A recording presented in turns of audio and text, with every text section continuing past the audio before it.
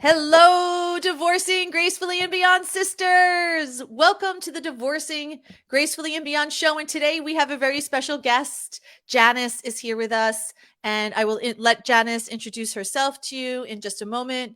But if you're new to Divorcing Gracefully and Beyond, here we are a community, and Janis, you could come to agreement with me on this, right? Of the most amazing women, literally Fantastic on group. the Yes. planet, like Yes. fantastic women where we come together, we draw a line in the sand because we refuse to be the victim to effect. We are making a choice. We are the master of cause, and that our divorce is not something that defines us. It's something we've been through, but it's our opportunity to course correct. It's our opportunity to create the life that we know is in our heart. And that's what we do. We have a 12-week Divorcing Gracefully and Beyond coaching program where we come together, we look at the patterns and beliefs and the patterns of the past and get rid of what doesn't serve us and then move into what does. So without further ado, Janis, I would love to have you introduce yourself to us DG sisters, and I'll let you take it from here.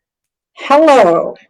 My name is Jan Vetter. I am a woman going through a divorce. I am not a divorced woman. I have learned that from DGB, and it has been to not be defined as a divorced woman is very freeing. I am a physician assistant, medical professional. I busy, work full time, married 36 years. And then divorce happened. And I was not in a good place, like probably a lot of women at the time, and was scrolling Facebook and found your post. And I am not one to generally click on those, but I did. It was a God thing. I'm so glad you did, my friend. Yes. So glad you did. Yes. Because you're part of the family now.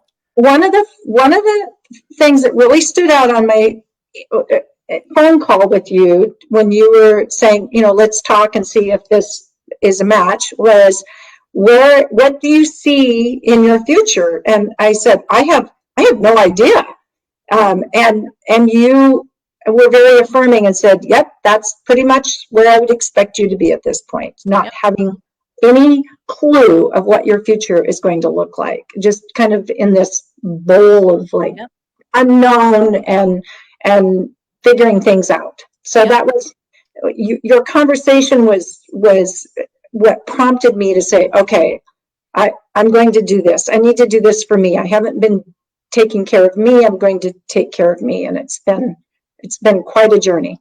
And now, isn't that interesting if you think of inherently, right? So let's even just think about women in general tend to be good caretakers, right? Meaning we take care of a lot of other people. We take care of our family, we take care of our friends, we take care of our patients, right? And inherently the job you chose, you're a caregiver, right? You care for people. However, this is common, right? To have where the job is where we need it to be, the family is where we need it to be, but it's the personal side of our life that we quite haven't been able to move the needle on because we're so busy caring for other people. We don't even know how to begin to care for ourselves. Right. Right.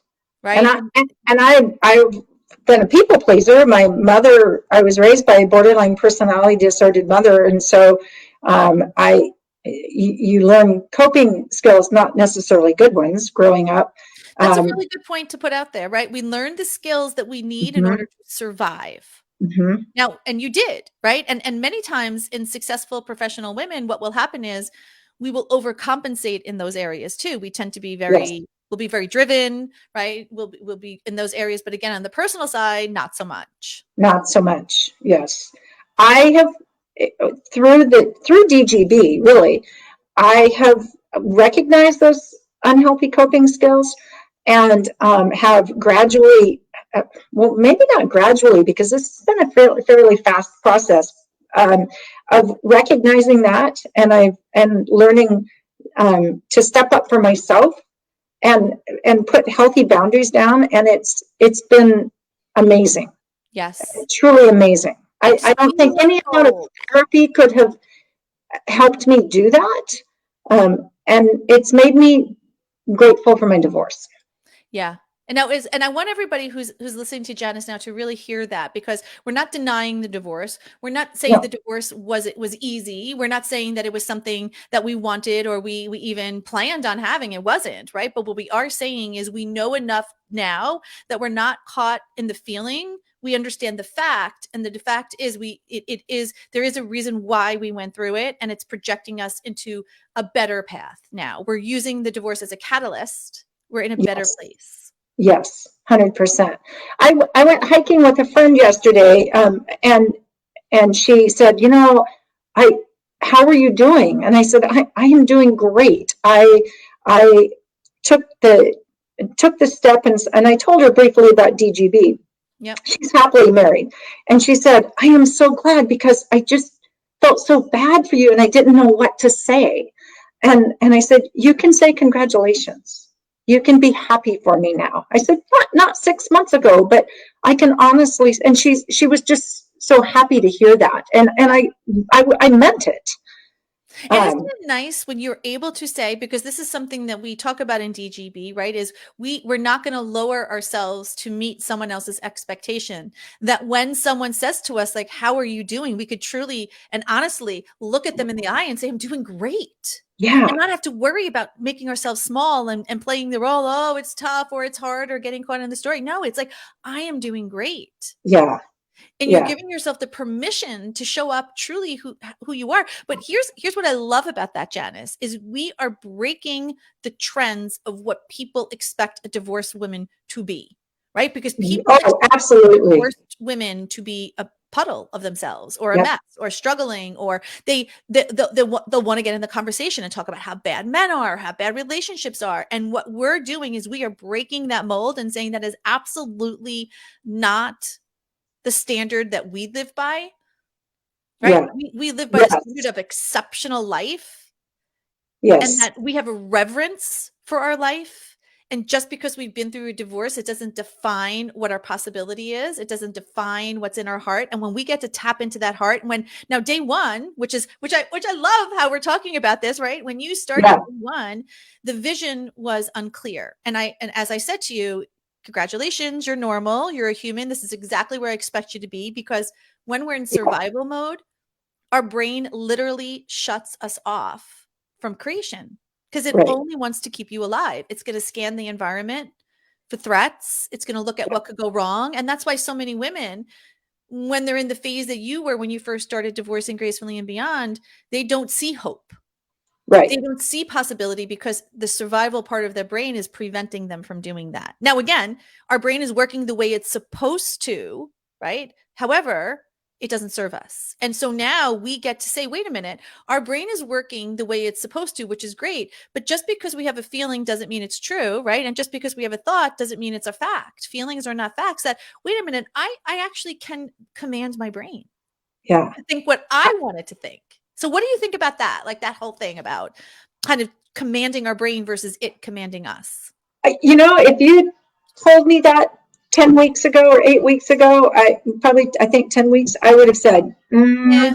Mm-hmm. but I have, and I am a strong, smart, driven person. And I can honestly say it's true. I have really used the tools of not getting sucked into a story. Right. I have not badmouthed my ex. It's such negative energy to even consider that. And honestly, the old me probably would have. I think I would have been stuck in that soul fracture story. And I feel so grateful that I am not in that Because you spot. know what it is? You know what I just saw for you, Janice? I saw you out of the jar. So when we're in the jar, we can't see the label through the jar. And what Right, becomes normal is what our society tells us. It's going to take you half the years that you were divorced to heal. It's going to take you a long time. There's no good guys out there that just get yep, over it, just move through it, right? And all of this data, which I'm a data driven person, right? I'm a spiritual person, but I'm data driven. yeah, And when I first started doing this work, my first question was, according to who? Right? Who are we following? Who's creating this data? Is this evidence based? Has this been practiced over and over again? Like, how have we been doing this? And come to find out, it's just random people making up random decisions and everybody's following Yep. What was said? Yeah. Which both you as with a science mind as myself with a science mind, now what we get to say is, wait a minute, that is just, excuse my language for everybody who's listening, if you have little ones, hold their ears, but it's just bullshit. It's It not is. true. Yes. And now that I'm actually able to embrace that and use that, Yeah. it boggles my brain, really, that Doesn't it though? it, It yeah, doesn't it when you think about yeah, how so many of us have been, and it's not right, it's not wrong, it's not bad, it's not good, and we don't have to get into the story or any conspiracy right. theories, but it boggles our brain about how much information we will blindly accept as true. Oh, absolutely. And some of the information may be true, but I think what gives us here at DGB, right, yourself, myself, us sisters, is what we just say is, I'm not going to say the information isn't true, but I'm not just going to blindly accept. I'm going to put a filter in. I'm going to put a Right, gatekeeper in, right. just to make sure. Like, let me get my own research on this data. Is this true? Because you, like you said earlier, here at Divorcing Gracefully and Beyond, the work is the work, and we're always evolutionizing and we're going to Right. flow, but we get results in 3.5 months. 3.5 months where you're a very different person Yeah, than so when you first much. started, right? And Yeah. Jackie, by the way, Jackie Jansen, Coach Jackie, is saying, congratulations, Good. Janice. Awesome. Thanks, Jackie. But so tell me about this journey, about where you were when you started DG, where you are now. Like, what are the key points that you could say, like, Donna, this is so important to me. Um, So when I started, I was in that fight or flight mode, exactly as you like. It's like you talked to people like me before, Donna. Um, because you are me. You realize we're yeah, under the same yeah. umbrella. That's why you're a sister, Right. right? What am I going to do? Mhm. Should I sell my house? Oh my gosh, do I need to move? That, and not knowing what my future was going to be, and even a hint of, well, maybe we'll get back together. And as I started listening to you, again, the word you say, they have different impacts on different women. And for me, one of the things you said early on, which made me sit up and really pay attention, was your ex is never going to come back and apologize and say, gosh, I was wrong. I am so sorry. Let's do this over. And as women, maybe as anybody, there's always that in the back of your mind, well, maybe, and those words were not a slap in the face as much as a wake up call. As a wake up. Mm-hmm. And, and it changed how I started thinking. And then you made a point about not making decisions in the fight or flight mode, but to really sit with it. And the other thing you said that was helpful was have a tribe of trusted friends. And if you need, seek their advice. You don't have to take it, but Right. Seek it. Right. regarding decisions about, selling the home or selling the boat or whatever. And those were really objective things I was able to take to heart and do. And it helped me in that moment of grief. And you describe it as soul fracture, and it is so much a soul fracture. It is. And getting and accepting that it is a soul fracture. 36 years of marriage, and it's over. It changes, but over the last, my sign up date was April 22nd, by the way. I've seen such a dramatic change. I am not in a fight or flight mode. I feel like I'm making intelligent decisions, and I'm excited about my future. I'm excited about what the opportunities I have moving forward. It's such a different mindset now. I don't dread the day. I look forward to it. I mean, we all have our wobbles. Well, listen, life is that's life, That's right? life. Life is But going to give us wobbles, right? It just is, but we don't have to. but I feel like I have the tools to handle those wobbles. Yeah. And that's really really thinking about the feelings are not facts, and not getting stuck in the story, and really being able to stay curious about when I do have wobbles of why. And that's helped me to move forward. 100%, because you know what the word that came out to me is, well, there's a couple of things. One, we're learning to respond versus react, right? To be Yeah. as if you think about the CEO of an organization, because that's the way I look at us at Divorcing Gracefully and Beyond, we become the CEO of our life, right? We're the chief Yeah, executive officer of our life. And we are making, now, chief executive officers, their job isn't to do all the work. Their job is to be the visionary, to see, right, right? And that's what we're doing for our life. And right. then we figure out the what and allow the universe to figure out the how, right? Like we're deciding what it is. But the second piece, which I think even in the most successful woman, right? I consider you to be successful, myself to be successful, the women at DGB to successful, Yeah, is even in the most successful women at work, we show up differently than we do personally. And so many of us don't necessarily, we haven't really learned how to self-soothe and emotionally regulate. right. And so our emotions in the past were the decisiveness factor. Do we have hope today? Do we not have hope today? Do we feel good today? Do we not feel good today? This person looked at me this way and I feel great. This person said this to me. I feel like shit. This person, maybe my ex-husband is going to do this. And so our power inherently was placed outside of us. Now, anytime we know this, right? This is data. Yeah, If our power is outside of us, we have no control over it. We have, right. and basically we're just victim to it. And so when we understand that, wait a minute, I am the CEO of my life. I have the opportunity. It does. I'm not burying my head in the sand, but I don't have to make a decision. I don't have to do anything. I could actually let it sit, take some information and have a conversation. See, what ends up happening then is Yeah, we have a conversation, and this conversation is what elicits the guidance and the peace, because now we could begin getting the junk and the toxic patterns, beliefs, and behaviors, right? The subconscious thoughts that no and longer, not be victim to those thoughts. and we don't even real, it's kind of like they become so insidious, we Oh don't yeah, realize we're living in the upside down world. We yeah, think, right? We think like, oh wow, we're showing up, but we're not. Like we're living until, and this is the part what I love when, and I remember it specifically, there was a day like I think it was a couple of weeks ago where you were just like, there was opportunities coming your way. You were like, I totally feel different. People are seeing me differently. I have this hope yeah, that's renewed. That's what I call like crossing the bridge. There's still bridges we have to cross, but there's this distinct awareness and awakening that happens, yeah.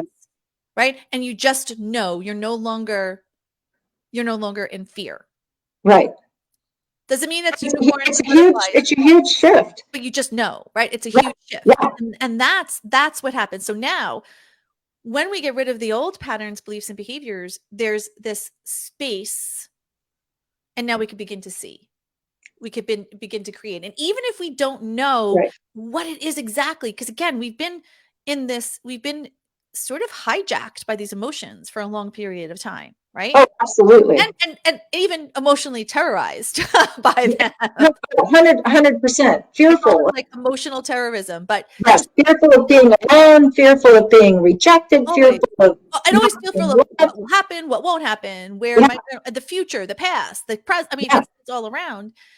And so it doesn't mean like, again, that there's still not things, but what ends up happening is when we have the conversation and we have the space, now we could say, okay, I may not clearly know exactly what I want, but I know what I want to feel.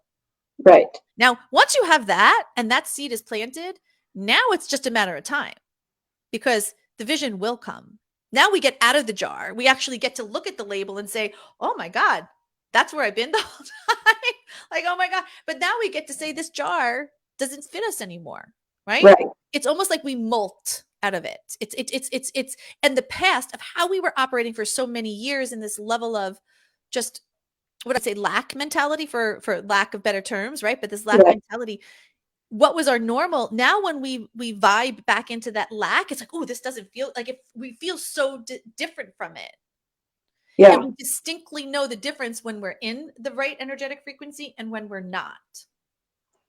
And I can actually recognize now there, some friends of mine are up out of town camping, actually with my ex right now. And I had to I thought about texting to say, hey, and then I thought, no, I don't need to do that. And that's because I don't need to be sucked into that You know story. what you And like you said, well, I'm out of that jar, and I'm actually comfortable saying, I actually don't need to know, or do I really don't care. That was kind of that old behavior, and then it was stopped It's a because habit. Because that's all it is. And I'm so glad that you said this, Janice, because every woman who's listening to this is so important that you hear this. Is that, and I don't know if we spoke about this on our first call, but definitely throughout DGB, what I will say is that if anyone ever tells you that you're going to be able to rid your past patterns, beliefs, and behaviors like fully 100%, run as far as you can, because that simply is not true. The difference, though, the refractory period, is that you'll get that desire. Oh, maybe I should text my ex. And in the past, you may have, then comes the suffering, right? Because here's the story, here's the meaning. Maybe I should, maybe I shouldn't. This is what I would have done. Maybe this is what I want. And before you know it, this is again where the suffering happens, because the stories, the meanings, and all that takes place. Now, the thought comes because, again, it's a habit. It's hardwired into your system. So if it's whatever triggered you, it could be a sound, it could be a smell, it could be a feeling, it could be whatever it is. We don't need to know what it is. Something comes up, you get that thought, and then right behind it's like, nope, I'm not doing it. Because your refractory period goes to moments, and you go back into what serves you, and that is, oh, that feeling is a habit, right? I it's not surprised that it's coming up, but I don't need to think it anymore, and I don't need to feel it. And then we go right into the reframe, which creates the new neural pathway. So as time goes on, the memory doesn't have that emotional charge anymore. Right? It turns into the wisdom. And now we could utilize that wisdom and think about all the energy that had been literally bleeding out of us for so much long. That we have to take back. It took me till age 62, but that's okay. You're here. And perfect timing, because you weren't ready for it until now. And I recognized last night and again this morning, because they're still up there, and I recognized the feeling, but it was so great to recognize the ability to stop that. And address it and feel good from that. Like you said, the refractory was moments instead of hours and drama. So it was Yeah. And I think, even to add on to that, I don't know if you did this already, but I'm just going to in vivo coach in the moment, is you could add on to that, which is when you notice it, and then add on to the feeling of seeing yourself in a committed and loving relationship, camping or doing the things you enjoy with that person, saying, I'm on my, like right now, I'm enjoying my life and I'm here and I'm on my way, that this is going to happen for me. It's not a matter of if, it's just a matter of when. Right. And I hadn't thought of that. So thank you, because that's a great next step, actually. That's because, remember, outcome. Right? The outcome, we always want to bring it back to the outcome and the focus. And being that you're visioning right now, you're on the visioning module. Perfect. I am. Perfect. Because it's that feeling, the feeling of, people say, okay, well, I teach you how to do a manifestation. We call it the manifestation versus manifestation, right? Which, again, very important piece of the puzzle. What I'm more interested in, though, is your ability to feel it. Right? Your ability to feel it as if it's already there. Like to feel yourself when, that cup of coffee that's coming to you in the morning that he made you and is asking, like, how would you like your coffee? Like, what do you want in it? Coconut milk, almond milk? You want a latte, vanilla, ice? Like, that, and to see yourself like literally sitting on an Adirondack chair, just overlooking a lake or something, you bringing up the coffee, you seeing the ducks that are crossing over the lake, and you're looking at each other saying, this is our life. We created this. And we wouldn't have met if it wasn't for this work, right? If we didn't go through this, we would never have met. That's what I want you to feel. That's what's time to add on to that, because you're ready. Yeah. I am. I actually. And there's no coincidence. We spoke earlier, for those of you who don't know, we had kind of been chatting, and behind Janis, you could see the beautiful flowers. Her friend had roses. That is so signifying of who you are, the blooming, right? There's no coincidence that those flowers showed up, right? You are blooming, literally blooming. Yeah. From the inside out. And absolutely. In the past, you could attest to it as much as I could attest to it. If you've ever seen a flower wilted and struggling to survive, that was us emotionally. Again, you're showing up for the day, doing what you need to do, but the internal gauge. But the internal was not there. What would you say, if you could say one piece of guidance, because you and I both believe this inherently, is that there is someone right now who's listening to you, right? And saying, my gosh, I'm aligning. This is me. This is me. This is me. What is one thing that you could say to her? What would you just anything that comes to your heart that you could share with her that you feel would be important for her to hear? I believe in this so much and feel like I would still be stuck Yep. in a bad divorce story if I had not taken the step and the move to do this for me and making it worth it and actually making it about me. Yes. And doing the work for me. I've just not done that before. Not for personal, educational, professional. Yes, I would say without hesitation, Oh my gosh. I would do it again. Yeah. Yeah. And you know what just came to my mind when you said, I would have been stuck in my old divorce story, right? The truth of the fact is your life, someone's writing a story for your life. It could be you, it could be someone else. And it could also be the story of pain and regret and shame and blame and the divorce story and the brokenness. Or it could be the story of redemption, of liberation, of creation, of our God-given talents and gifts and abilities, of the reason why we are here. If you're alive, you have spirit in you. You're supposed to be here. There's more for you to do. And it's not just living on an austerity budget. It's fully immersing yourself, reverence for life, enjoying life, wealth, mind, body, power, spirit, wisdom. I mean, all aspects. Absolutely. One of the things that I started on day one, because you told me to, and I was in a mode where I am going to do this, is the gratitude journal. And it took me a while, and I'll have to go back and look at the date of when I was literally able to honestly write in my gratitude journal, thank you, God, for this divorce. Because I could finally start to see a future that, and that was a changing moment for me. To be able to honestly write that and believe it with all my heart. Yes. And it is a story of redemption, 100%. And it's the story of redemption, and it's the embodiment of it. You're no longer separate from it. Right. It's no longer outside of you. Going back to that earlier conversation, it is inherently inside of you. It's inherently who you are. It's who you breathe. It's the cells. And it's people see it. They'll feel it. They'll be like, what's different about you? There's something I can't quite see. Right. And it shows up in all areas of our life. Yes. Yes. And so what's your future, girl? Tell me. Let's think about what it is, where you're going. I am looking forward to the man that's going to join me in my journey. Amen to that. Yes. And I have created my manifesto. I haven't sent it in yet, but I'm going to. And I can actually, the idea of that probably even 4 weeks ago would just scare the shit out of me. And I again, society says, oh gosh, you shouldn't, even consider until you've been divorced or whatever. Anyway, but I actually have a sense of excitement about the man that is out there for me, that is going to meet my standards. And we do not tolerate anything less than exceptional. Janis knows that. And for everyone who's listening, we have standards, right? We hold high standards. Yes. High standards that I have grown to the point where I will not compromise. And I just want to acknowledge the conviction, right? Because here's the reason why, again, so many women get stuck. Maybe I want this, maybe I don't. Maybe it's okay if I don't. Maybe and you're back and forth. It's like this soft sort of push or pull.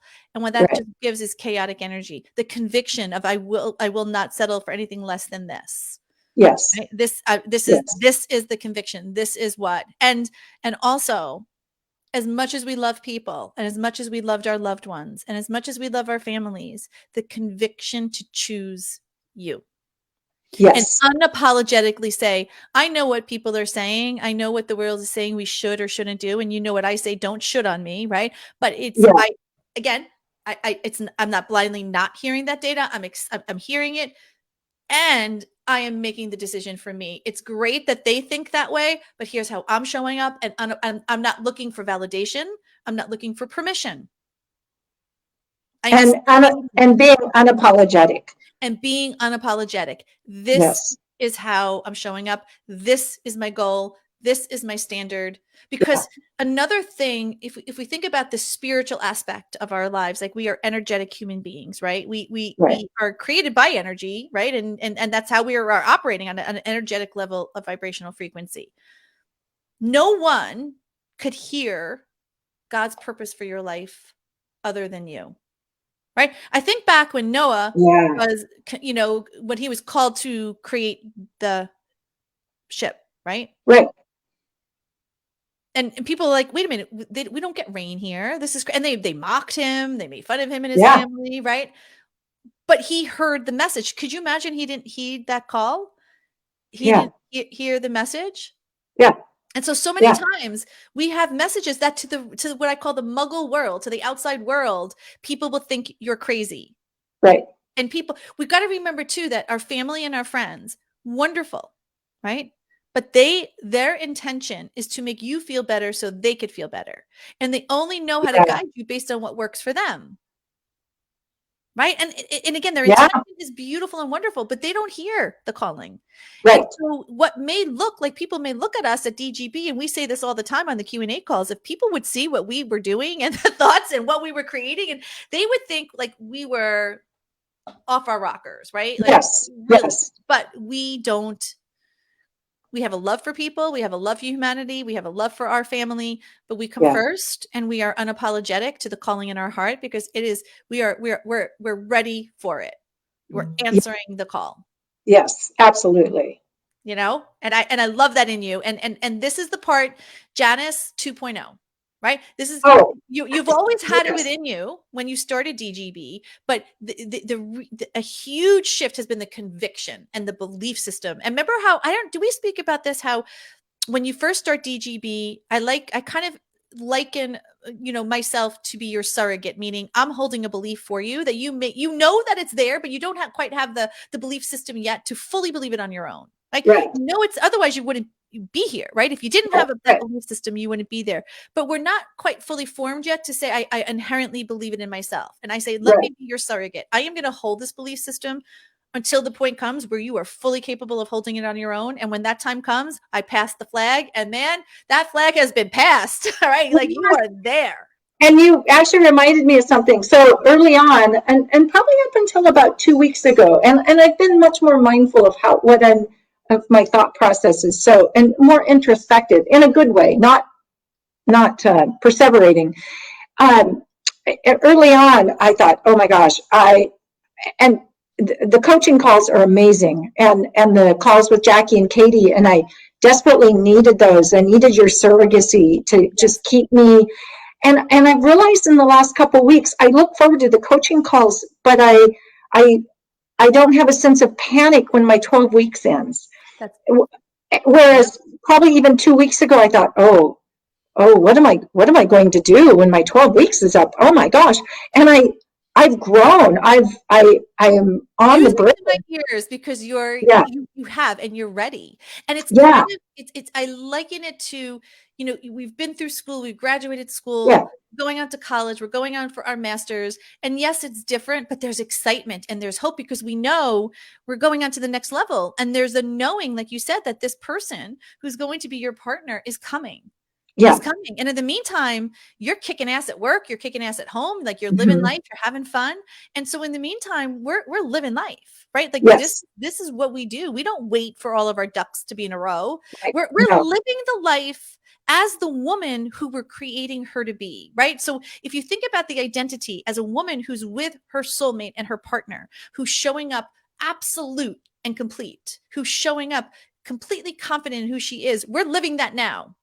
Yes. And now it has to, like, this is the part that gets so exciting. Your partner has to show up. He will. I know he will. That's not happening. Yep. I know he's going to. I don't know when, but I know he's going to. And in the meantime, we get to have fun. And so, like you said, you have fully taken over. Surrogacy is finished. Ownership is complete. Yeah, it is. It's a good feeling, because I did, like I said, up until probably even a couple of weeks ago, a sense of, oh my gosh, oh, what am I going to do? And I realized, oh, you know what? No, you have given me the ability and the tools to grow to the 2.0 version. And it's a great feeling. Now, again, life happens, It's going but to. you've, but you've helped me open up my mind to the fact that I can handle life happens Yes. and not, and break those old habits and have shorter refractory periods. Yes. Yeah. Yes, exactly. So if you're listening to this conversation with Janis and myself, one of the things that we believe without a shadow of a doubt is that there's no coincidence, right? There's only miracles and synchronicities. And there's a message. If this message is meant for you, is to hear it, is to embody it, and know that Divorcing Gracefully and Beyond, we are a container that this is what we do. This is the work we do. But Divorcing Gracefully and Beyond may not be your place. It may be, it may not be. Either way, if you're feeling and something's resonating with you, let this be your seed to take inspired action to do something, right? Whether it be to connect with us at DGB, whether it be to connect with another coach or a therapist or another program. Again, to us, if there's one woman that's walking in this world with a broken heart or a soul fracture from divorce, it's one woman too many. And there's no reason for you to stay stuck, right, Janis? Like there's 100%. absolutely no reason. And do not believe when they say it takes 20 years or 30 years in the old way or the way if you're going to therapy. And I want to be clear, I'm not bashing therapy. I'm not bashing therapists, but in this particular case, when you have the data, you understand what's going wrong, you know where you're at, and it's time to create this new version of your life. This is where rapid transformational coaching is the better tool because we're forward focused. We're not looking at the past. We're not denying the past, but we're also more focused on the future. So if you feel that this is could be a really good space for you, there's going to be 2 action items I'm going to put in the comments below. One is going to be my masterclass. So before you do anything, just watch the masterclass. It's free. It's 100% free. It's 45 minutes. See, you may get the information you need from that, right? 2 is if my message resonates with you and you really are interested and want to know more about Divorcing Gracefully and Beyond, there's a link. You could book a call with me and we're going to have an honest conversation. Right. And lastly, if you feel that maybe DG, isn't necessarily your place, then make a commitment to yourself to find out where your tribe is. Like, don't let the day go by without making that commitment, because all you need to do is decide. Once you decide, Providence will move. The right people, the right things, and the right places will come in. Would you say that, Janis? Like, what is your belief to that? I would say don't wait. We are worth much more than that. I just had that conversation this morning of how we're worth so much more. So much more. Yes. And to be able to help a woman going through divorce move forward and get out of that stuck position and living in the past, and it's life-changing. It is. And you know what? I don't know why I'm getting all these downloads, Janis. I guess we're just like on the same, like this vibe is just so high. Is right now it happens to be a time that the Top Gun movie is coming out, right? So it's the second one, right? Wasn't it great? Oh my gosh. Yes. I think it's almost better than the first. Yes, I agree. I would go again. Really good. But what came to me is you're ready for takeoff, right? Yeah. And so what Tom Cruise in this particular version, he was given a task that was what the world would say was an impossible task, but he wasn't willing to accept that. He wasn't willing to accept that as the absolute. He had a different plan. And he went through a lot of challenges, right? It wasn't easy. There was a lot of times he could have given up. This is very apropos to us. This getting ready to get ready to launch, right? The launching is easy. It's the getting ready and all the stuff that you have to do in order to ready yourself and acclimate yourself to be ready to fly. And it's very easy to give up. It's very easy to say, this is not going to work for me. Or it's very easy to say, well, I'm going to listen to my mother or my sister or my friend and all of this stuff. And you've got to feel it in your heart. And I love that you said that, is I knew for me, it was time for me. I had to decide. I had to decide that this is for me. And regardless of what anyone else says, because I could tell you, and Janis, I don't know if you experience this, without a shadow of a doubt, as you grow into this whole self, who you are, there's going to be many people who are not going to be necessarily happy for you because you're moving faster than they want you to move, right? Right. And they don't know how to interact with you in this new level. Right. Right. And so, if we listen to other people and we listen to other people's guidance, we could tend to stay stuck. You've got to commit to your own self, your own heart, your own guidance. We've got to stand up for ourselves. To stand up for, that's right. We are, Yes. when I say we Yes. are our own savior, we are our own savior. No one is coming to save you, right? Yes. And as a woman, I'm just going to say inherently, I wanted my husband to come back and say, I was so sorry. I wanted it to have the explanation. I wanted him to say, maybe we could work things through. I mean, I wanted all of it, but Absolutely. right. But Yeah. the reality was that wasn't happening. Right. Right. And the reality is that no one is coming on a white horse to save me. That I believe. And sometimes I think, and I know this, and I say God, whether you say universe, source, or God, but sometimes God lets us sit in that dirty diaper to feel, right? To feel that uncomfortableness, not because it's hurting us. So we figure out how to get out of it. We figure out how to get out of it. Right. Yeah. Right.